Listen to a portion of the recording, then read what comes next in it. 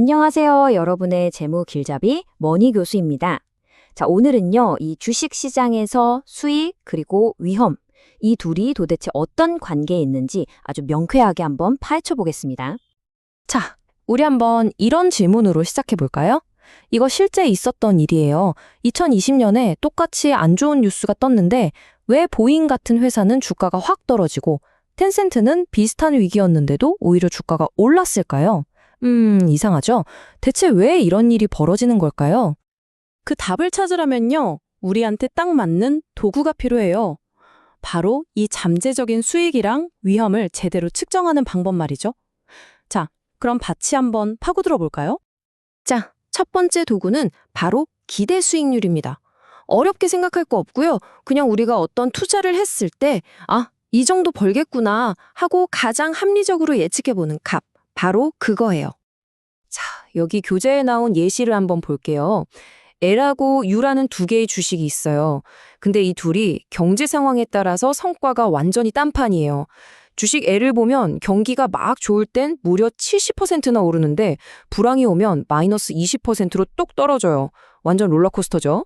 반면에 주식 U는요, 경기가 좋든 나쁘든 20%, 30% 훨씬 안정적인 모습을 보여주네요. 우와, 너무 복잡한데요? 아니, 그래서 둘 중에 뭘 사야 되는 거예요? 아마 많은 분들이 지금 딱 이런 생각을 하고 계실 겁니다. 바로 이 공식 하나면 됩니다. 간단해 보이지만 엄청 강력해요.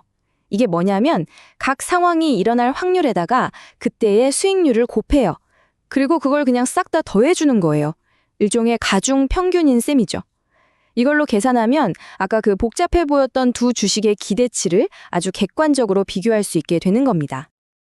자, 이제 수익을 어떻게 측정하는지는 알았어요. 그럼 이제 위험에 대해서 이야기해 볼 시간이죠. 그리고 위험하면 빼놓을 수 없는 것, 바로 그 유명한 분산 투자에 대해서도 알아볼 겁니다. 아마 이 말은 다들 들어보셨을 거예요. 계란을 한 바구니에 모두 담지 마라. 이게 바로 분산 투자의 핵심을 담고 있는 정말 유명한 격언이죠.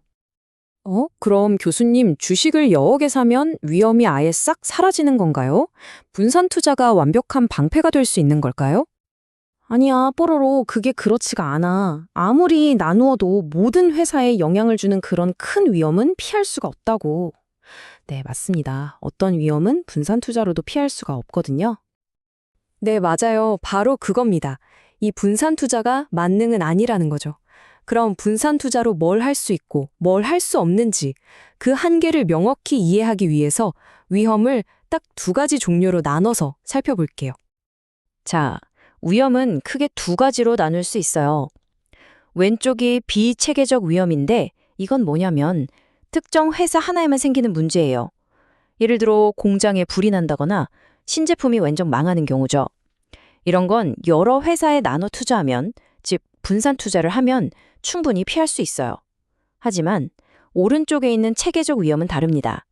경기 침체나 금리 인상처럼 시장 전체를 흔드는 거라 이건 아무리 분산 투자를 해도 피할 수가 없어요. 이게 핵심입니다. 그러니까 결정적인 포인트는 이거예요. 똑똑한 투자자라면 우리가 진짜로 신경 써야 할 위험, 그리고 그 위험을 감수하는 대가로 보상을 받아야 마땅한 위험은 뭐다? 바로 피할 수 없는 체계적 위험 하나뿐이라는 겁니다. 자, 드디어 오늘 내용의 하이라이트입니다. 그렇다면 이 피할 수 없는 체계적 위험하고 우리가 기대해야 할 수익은 대체 어떻게 연결될까요? 그 관계를 밝혀보겠습니다. 우리는 이 체계적 위험을 아주 간단하게 베타라는 숫자 하나로 측정해요. 이 베타가 뭐냐면 시장 전체가 1% 움직일 때 내 주식은 몇 %나 움직이는지 그 민감도를 보여주는 거예요. 만약 베타가 1이다? 그럼 시장이랑 똑같이 움직이는 거고요. 1보다 크면 시장보다 더 화끈하게 움직이는 거죠. 반대로 1보다 작으면 시장보다 좀 둔하게 안정적으로 움직인다는 뜻이고요. 그리고 바로 이 공식, 이게 바로 증권시장선 SML이라고 불리는 건데요. 모든 걸 하나로 딱 정리해줍니다. 이게 바로 현대재무이론의 심장이라고 할 수 있어요. 이 공식이 말하는 건 간단해요. 어떤 자산의 기대 수익률은요, 기본적으로 은행 예금 같은 무위험 수익률에다가 그 자산이 가진 체계적 위험, 베타에 대한 보상을 더한 값이라는 거예요.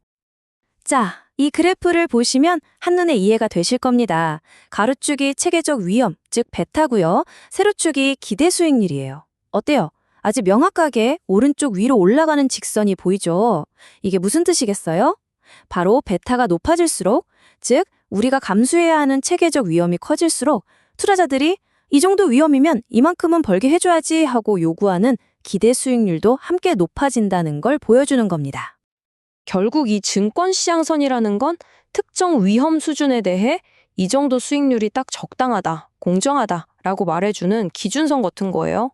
자, 이제 우리 맨 처음에 던졌던 질문으로 돌아갈 수 있겠죠? 보잉이랑 텐센트가 왜 똑같은 뉴스에 다르게 반응했냐고요? 바로 두 회사의 베타 값이 달랐기 때문이에요. 이 증권시장선 위에서 서로 다른 위치에 있었기 때문에 시장이 그 위험을 다르게 평가했던 거죠. 자, 그럼 마지막으로 여러분께 이런 질문을 하나 던지면서 마무리하겠습니다. 이 증권시장선은 그냥 교과서에 나오는 이론이 아니에요. 우리 실제 투자를 평가하는 아주 중요한 잣대입니다.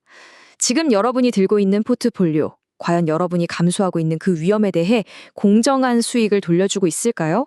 이 증권시장선과 비교했을 때 과연 어디쯤에 있을까요? 한번 곰곰이 생각해 보시는 계기가 되었으면 합니다.